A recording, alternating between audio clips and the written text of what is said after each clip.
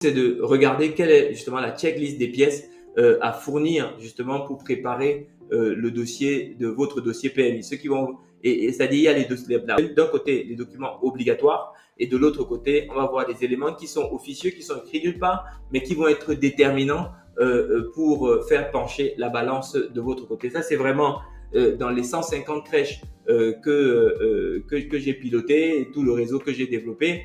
Eh bien, je me suis aperçu qu'il y avait une partie des documents qui sont écrits dans la loi et il y a une autre partie que lorsque vous fournissez, comme je vous disais tout à l'heure, vous fournissez vous donnez une belle impression qui fait que votre dossier globalement, voilà, on ne cherche pas la petite bête quoi. Et on a tendance à vous faire confiance et à vous laisser avancer. C'est écrit nulle part, mais ça consolide vachement votre dossier et on va regarder dans le détail. Ok? Alors, comment vous faites qu'est-ce que vous fournissez pour maximiser justement les chances dès la première soumission? Alors, la première chose, c'est le projet d'établissement. Lui doit être complet, ok?